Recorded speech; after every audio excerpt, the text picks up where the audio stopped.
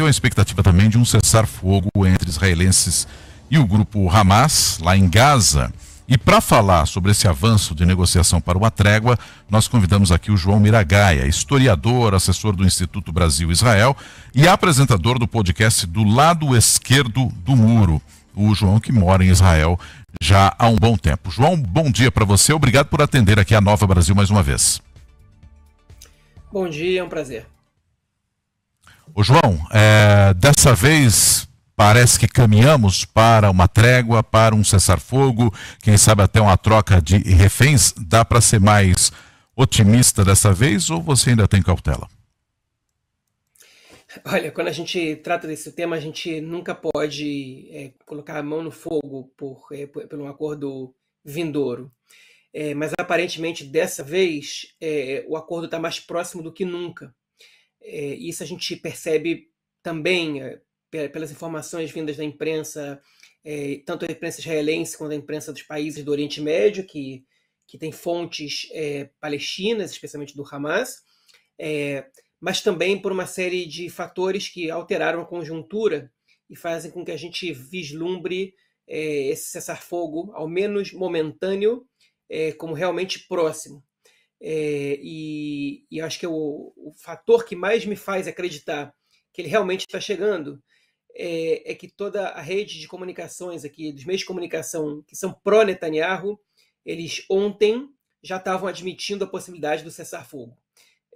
Ou seja, já não havia mais uma tentativa desses grupos de sabotar, de pregar contra esse acordo, mas justamente resignados com a possibilidade do acordo, uma vez que eles, por definição, por via de regra, eles são contrários. Então a gente pode dizer que a gente está mais próximo que nunca, e o deadline imposto, né, até pelo governo Trump é até a sua subida ao poder. Então a gente pode acreditar que até o dia 20 a gente vai ver esse cessar-fogo sendo colocado em prática com a troca de reféns por preços. Ô João, ajuda a gente, os nossos ouvintes, a entenderem um pouco melhor quais os principais pontos que as duas partes cederam para que isso ocorra e também a importância do Catar em toda essa negociação. Olha, o Catar é o país que faz a mediação entre Israel e o Hamas desde o início da guerra praticamente. Nos últimos meses, eles ganharam a companhia do Egito nessa mediação, e a gente pode dizer que dessa vez, a participação do Egito enquanto mediadora, ela foi decisiva para esse acordo, uma vez que a proposta, pelo menos o rascunho da proposta sobre o qual está sendo discutido e que provavelmente vai ser aprovada, foi elaborada pelo Egito e não pelo Catar.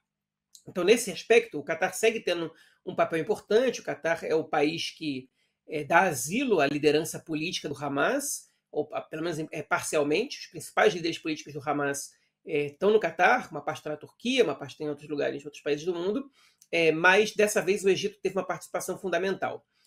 Agora, o que está em jogo e porque, enfim, quais são os pontos que antes representavam um impasse e agora aparentemente foram solucionados? Basicamente, para a gente resumir bem a situação, o acordo não era assinado porque as exigências, as demandas de Israel e do Hamas, elas eram contraditórias. O governo Netanyahu ele exigia que o acordo de cessar-fogo ele não fosse definitivo, ou seja, ele queria trazer os reféns de volta para Israel, ainda que não necessariamente todos, entendendo que um acordo parcial não ia possibilitar o retorno de todos os reféns, mas ele queria a possibilidade de continuar a guerra, alegando que o seu objetivo era derrubar o Hamas do poder na faixa de Gaza. E o Hamas exigia justamente o contrário. Eles exigiam que esse acordo ele desse fim à guerra e eles se dispunham a libertar todos os reféns, se fosse necessário, mas o Hamas luta pela sua sobrevivência como poder e eles não entravam em acordo em relação a isso. A gente tem uma série de fatores, obviamente, que contribuíam para que essas posições fossem tomadas, mas alguns fatores que flexibilizaram os dois lados recentemente. Primeiramente, a gente tem que listar que a liderança do Hamas ela foi em grande parte executada, o grupo ficou desconectado entre si nos últimos meses, e a conquista de Israel, a ocupação israelense, do que a gente chama de corredor Netzarim, que divide a faixa de Gaza entre os 20% mais ao norte e o resto do país, no qual os 20% mais ao norte foram praticamente totalmente evacuados, levou ao Hamas ao temor de que Israel pudesse reconstruir assentamentos judaicos na faixa de Gaza. E isso significa para o Hamas uma derrota nesse confronto. Então o Hamas aceitou flexibilizar a sua posição por um cessar-fogo temporário, acreditando que o cessar-fogo temporário levará, de maneira inevitável, a um cessar-fogo permanente no momento que os reféns começarem a regressar e que o mundo perceber a catástrofe de Gaza. E o governo Netanyahu flexibilizou sua posição também por entender que o governo Trump faz uma forte pressão para que esse cessar-fogo seja assinado antes que ele assuma o poder no dia 20 de janeiro. O Trump já deixou claro em diversas falas que não vai aceitar a situação da guerra, que Israel já deveria ter terminado com essa guerra há muito tempo, que os reféns precisam voltar para casa. Ele não foi o único que disse isso, mas aparentemente ele está sendo bastante incisivo nesse aspecto, e esse é um fator que influencia a decisão do governo Netanyahu. E por último, e aí é uma hipótese, aparentemente o governo Netanyahu enfrenta problemas políticos de uma ordem de grandeza bem alta. Ele não tem segurança que ele tenha o apoio da sua coalizão na hora de votar a favor do orçamento, que é uma lei que é obrigatória que seja aprovada para que o governo continue no poder e não seja derrubado. E ele está disposto a um acordo pela libertação dos reféns, que tem grande popularidade em Israel, mesmo sabendo que seu governo vai cair, ou tem grandes chances de cair, porque ele acredita que o governo não tem grandes possibilidades de se estender por muito tempo, mesmo sem esse acordo. Então, já que provavelmente teremos eleições, é melhor que tenhamos eleições depois de um acordo popular do que com os reféns ainda na faixa de Gaza. É claro que um conflito não traz benefício para ninguém, mas de qualquer modo a impressão que dá é que os dois lados aí são absolutamente perdedores. Tanto o Netanyahu, que prometeu só sair de Gaza quando aniquilasse o Hamas, quanto o Hamas, que perdeu vários dos seus líderes, como você disse, ficou um pouco desestabilizado, mas é uma ideologia, ela ainda está presente ali entre os moradores de Gaza, ou pelo menos alguns deles. Dá para dizer isso, que os dois lados perderam aí nessa história, João? Eu não diria efetivamente que o Hamas é um lado perdedor. Certamente o povo palestino, especialmente os moradores da faixa de Gaza, esses perderam praticamente tudo que tinham, né? Quando não perderam entes queridos, que é difícil encontrar um morador de Gaza que não perdeu ninguém. A gente tem uma situação na qual hoje 86% de toda a construção em Gaza ela está parcial ou totalmente danificada. Já não pode mais, as pessoas já não podem habitar em 86% das construções de Gaza. O governo israelense certamente, porque ele colocou objetivos que são impossíveis de serem alcançados. Por meios militares puramente, não há como derrubar o Hamas. Você precisa de uma solução política, de uma alternativa. E o governo Netanyahu, ele não tem essa opção justamente porque ele criminalizou, ele deslegitimou, melhor dizendo, a autoridade palestina enquanto alternativa ao poder, igualando esse grupo ao Hamas. Quando a gente sabe que não é a mesma coisa, está longe de ser. Então, como ele não tinha uma alternativa ao Hamas para criar um projeto político de governo para Gaza, ele ficou sem solução e era uma guerra que estava fadada à derrota, se você estabelece esse objetivo.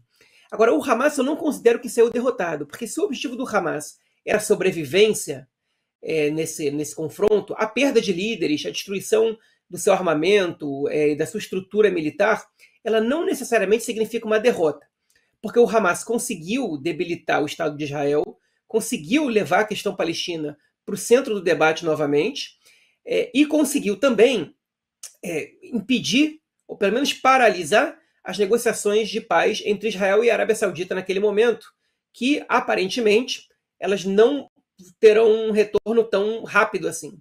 Então, do ponto de vista político, o Hamas sai vitorioso nesse confronto, embora às custas de muitas vidas e muita destruição na faixa de Gaza, obviamente em Israel também. Pois você estava falando lá dos grupos de extrema-direita, a gente até noticiou aqui no início do jornal uma manchete do Jerusalém Post dizendo que o Ben-Gvir admitiu ter impedido o acordo de reféns em várias ocasiões. E eu estava vendo aqui no jornal português que hoje ele se pronunciou, o ministro de Segurança de Israel, rejeitando um eventual acordo de trégua com Hamas, dizendo que seria de fato uma rendição ao Hamas do governo israelense. Mas apesar desse pronunciamento dele, ainda segue viva e ele não teria, ele fez um apelo, inclusive, a essas forças de extrema-direita para que o ajudasse, mas ainda isso não estaria aniquilado, mesmo com esse posicionamento público do ministro de da Segurança Nacional, certo? Certo. O Itamar Ben-Gvir é o ministro da Segurança, ele mudou o nome do Ministério de Segurança Interior para Segurança Nacional, mas é importante deixar isso claro, ele é o ministro da polícia, ele não é o exército não deve a ele obediência, né? O exército deve obediência ao Ministério da Defesa. Mas enfim, o Itamar Ben-Gvir, ele sempre se manifestou de maneira contrária aos acordos, a qualquer acordo de cessar-fogo, inclusive o primeiro feito em dezembro de 2023, que libertou basicamente mulheres e crianças e pessoas idosas. Mesmo aquele acordo ele foi contrário.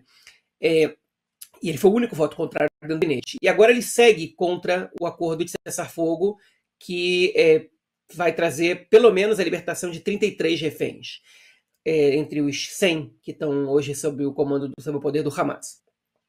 E ele apelou para o outro grupo da direita ortodoxa judaica, o sionismo religioso, liderado pelo Bezalel Smotrich, que é o ministro das Finanças, para que eles juntos ameaçassem o Netanyahu de que, caso o acordo fosse assinado, ambos deixariam o governo.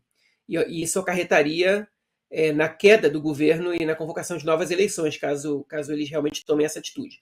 Mas o Smotrich, ainda que seja também contrário ao acordo, ele não respondeu de maneira positiva. Ele não respondeu sequer a esse chamado do Ben-Gvir. Ele deixou a questão no ar, o que significa que ele pode deixar o governo ou não.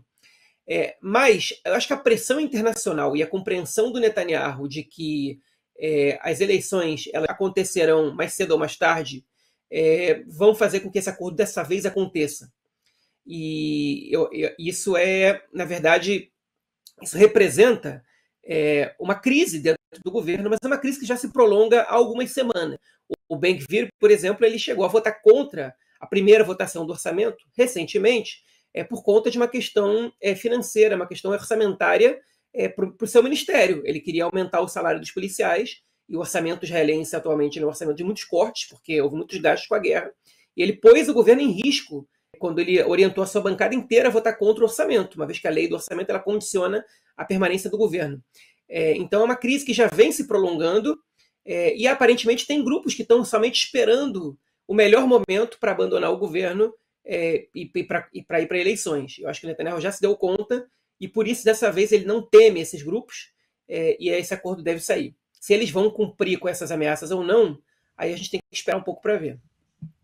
Tá certo. João Miragaia, muito obrigado, viu, João, por trazer aqui a tua explicação para a gente, esse lado e essa visão de quem está exatamente aí em Israel. Muito obrigado, um ótimo dia aí para você. Bom dia para vocês também, até a próxima.